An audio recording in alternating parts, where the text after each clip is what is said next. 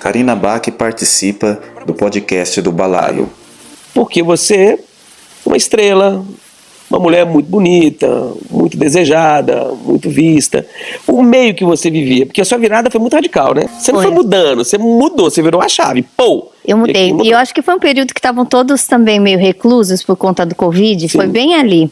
Então, por um lado facilitou, por outro eu fui muito julgada. Então, como é que foi isso com seus colegas, assim, de profissão, da TV, de tudo? Olha, eu passei a mudar, assim, radicalmente o meu conteúdo, primeiramente nas redes sociais, porque eu não tinha mais a vontade de falar as coisas que eu falava antes, de fazer as coisas que eu fazia antes, de me vestir como eu me vestia antes, de aceitar publicidade de produtos que eu aceitava antes, foi tudo junto. Sim.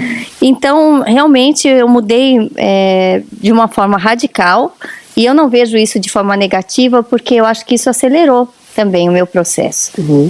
Eu sempre fui muito ousada com relação às coisas do mundo. Sim. Então, eu não iria ir com menos intensidade nas coisas de Deus. Sim. Eu já tinha vivido as coisas que eu queria, conquistado aquilo que eu tinha conquistado durante 40 e poucos anos da minha vida. Então, eu falei, eu vou entregar tudo. Eu vou entregar tudo e muitas pessoas do meu meio viram isso de uma maneira estranha. Até amigas mesmo do meio me mandavam mensagem: Karina, tá tudo bem? Eu tô achando você tão estranha, se você precisar de ajuda, eu tô aqui. Sabe? Já que você enlouqueceu. A mulher ficou louca. E eu falei a pandemia deixou ela louca. Eu falei pra mim, eu nunca estive tão bem. Eu queria que você vivesse isso. Eu tive propostas de trabalhos nessa época, assim, da minha conversão, de valores, assim, que eram 3 vezes mais daquilo que eu recebia, para fazer propaganda de bebida alcoólica, para aparecer de biquíni, coisas que eu já fazia lá atrás. Sim. Mas eu sei que, eu falo que é o inimigo que manda, mas também pode ser Deus nos provando. Então, eu não sei te dizer quem enviava essas provas para mim, mas para mim, eu fui dizendo não, isso não concordo, isso eu não me sinto à vontade, não. E eu tive um período em que eu fiquei sem trabalho mesmo. Eu fiquei, assim, alguns meses onde eu falei, Deus, eu prefiro que eu fique com as portas fechadas, mas eu não vou entrar por essas que eu já conheço, onde vão me levar. Agora, vamos lá. Você abriu mão, você ficou sem trabalho porque você começou a negar trabalhos que você fazia. Isso. E não tinha mais conexão com o que você estava vivendo. Isso. Ainda teve aqueles clientes que entravam e falavam assim, tá embaixo lá na profissão, vem ser gospel aqui agora. Isso, agora vem querer... agora vai querer ganhar dinheiro em cima dos evangélicos e tal. Só que o que nos faz permanecer? Por isso que eu falo que você realmente ter intimidade com Deus te faz permanecer. Porque enquanto eu ouvia 200, 300, sei lá, quantos mil seguidores que eu me perdi, que deixaram de me seguir, de trabalhos que eu perdi, e de ouvir isso na mídia, na imprensa, o que me mantinha ali, continuando falando, fazendo as orações diárias, porque cada vez que no meu secreto eu orava com Deus, Ele falava, você vai continuar falando, você é uma luz no mundo, e eu quero que você, aquilo que eu te falo no secreto, durante a noite, durante o dia, você vai continuar falando. Como é que Deus te fala assim, pra você ter essa... Ele me fala... Como você sabe que é Ele? Como você sente isso? Primeiro que eu sinto a presença física dele, quando eu sei que Ele está falando comigo.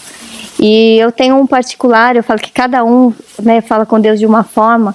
Então, eu já até incentivei algumas amigas, tenta assim, mas com elas cada uma é diferente. Eu falo que a gente brinca que somos as superpoderosas de Jesus, que uma tem revelação em sonho, a outra tem a voz audível, cada uma de um jeito. Comigo é muito na palavra mesmo. Por isso que eu não ando sem a minha Bíblia. Assim, eu tenho revelação na palavra, eu converso com Deus.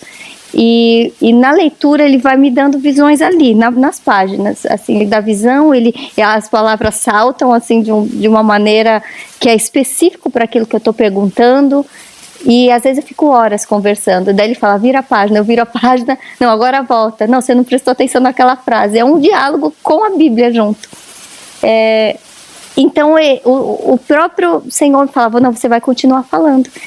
E isso começou a reverter a questão dos meus seguidores e do meu trabalho, porque enquanto eu ia perdendo de um lado, no direct do Instagram, muitas almas sendo tocadas, pessoas sendo tocadas, falando, não deixa, nossa, hoje você não fez a oração ainda nos seus stories, eu estou esperando, nossa, isso está me fortalecendo na fé, te ouvir a sua voz, seja lá se a oração é grande ou pequena, me dá uma paz, eu quero te ouvir, manda um áudio para mim.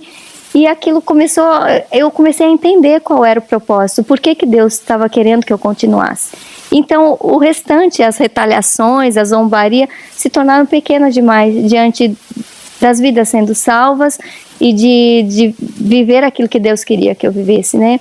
Então, eu fui levando dessa forma. Hoje em dia, pessoas que um dia me julgaram, sabe, hoje em dia pedem oração, já se converteram, às vezes vão na igreja comigo, então tem todo esse mover. Mas é claro que existem muitos ainda que confrontam, que tentam envergonhar a nossa fé. Isso a todos nós como cristãos sempre vai haver. É uma batalha, né, espiritual que a gente vai viver, onde os homens estão sendo usados para desmoralizar a igreja, para enfraquecer aqueles que estão firmes, e nós temos que ser fortes seguindo aquilo que Deus nos ensina.